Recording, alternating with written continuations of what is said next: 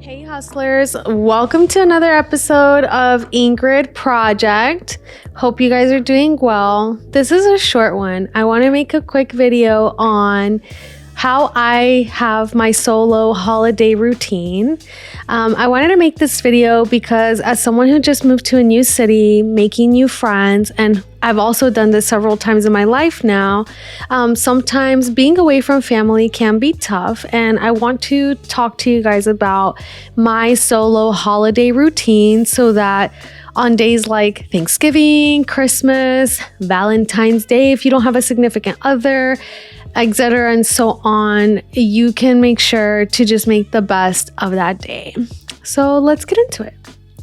So first of all, when I used to live by myself and these, special days would come up, I usually would just have nothing to do, and it'd be very difficult because I would see everyone posting on like their social media, with their family, with their friends, and I couldn't do that. Like I was far away from my family and didn't have friends yet, like wherever it was that I lived. And so slowly but surely after a few years, I got this little routine down, and I thought I would share it with you guys. It might be helpful to you. And I encompassed it around a few things. Like one, I decided to figure out what makes me sad, anxious, or just not like this time in general. And I realized social media is really giving like the FOMO, the woe is me vibe, for several reasons. One, like it's hard to have people all up in your face having a great time when you're by yourself. And two, sometimes, for example, on Valentine's Day, it can make you feel like hopeless, like, oh, I'm never gonna find love. And it's just like, okay, this is dramatic for no good reason. Like, it's just a day like any other day, truly. So I decided I'm gonna give you guys my holiday routine, my holiday festive routine. So this is what I do. First and foremost, I intentionally log off all the apps during the holidays. Like I log out so I don't see people's stories, I don't see people's feed. I'm off. So that helps me avoid that type of impending doom and feeling of FOMO that's going to happen regardless, right? Because we're human beings, and that is A-okay. Two, I find something to suck up my time. A good DIY project.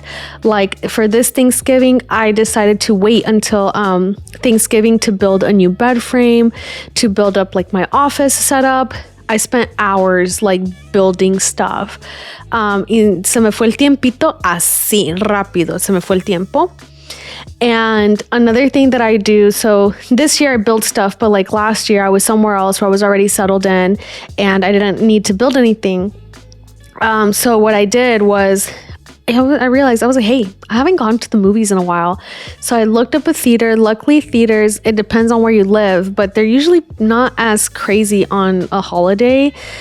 So I took myself to the theater, watched like the longest movie I could find, and then I came home and decided to have a whole marathon of like Lord of the Rings. I've also done 300, which is one of my favorite movies.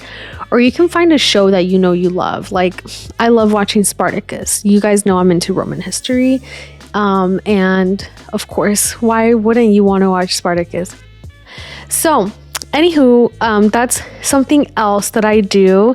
Something also that really helps me on the holiday season is I try to make sure that day I get a workout in. Usually I'll do that in the morning.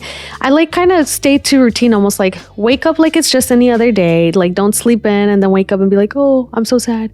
Like woke up, went to the gym, came back home, had my breakfast, all off of social media, making sure I have something to replace my social media time with. In this case, either building something, going to the theater, having a book that I'm reading that I'm really into, or even taking a long walk with Valentino. That has been really nice to like just take him out for a long walk for like a few hours, disconnect and just put in music, listen to a podcast of something completely unrelated to whatever festivity is happening. So it's been awesome. And then lastly, something that I think is important is, as much as it's almost like we're trying to avoid this feeling of emptiness and of loneliness, Do not let that special day go by unseen. I feel in some way it gives you closure because you don't also want to feel like you've missed out on Christmases, on Thanksgivings, on Valentine's Day.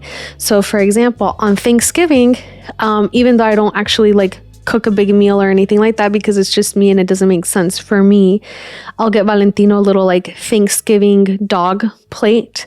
And I might make myself like something extra special for like lunch or dinner, and that's enough for me. For Christmas, I always make sure to give myself one gift, even though it's from me to me.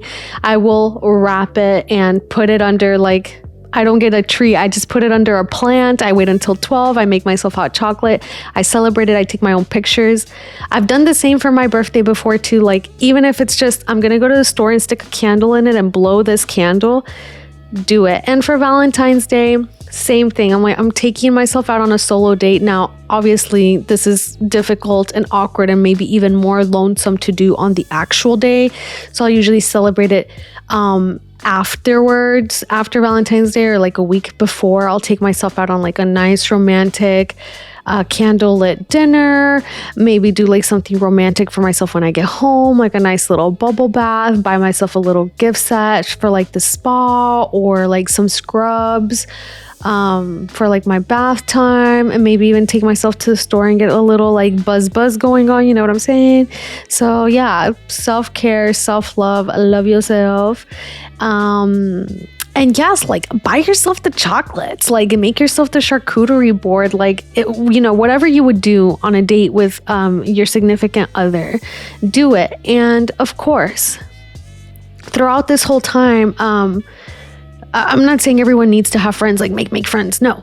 But you can definitely, you know, make the effort to make friends. And even if they're new friends, you can always suggest something, especially if you have other friends who are also either single or live by themselves, new to the city. Suggest you guys do something together, whether it's like this Thanksgiving, my friends, like they threw a potluck and a little like paint and sip at someone's house, and that was lovely. It wasn't right on Thanksgiving, but it was during that week, and I was able to have that companionship.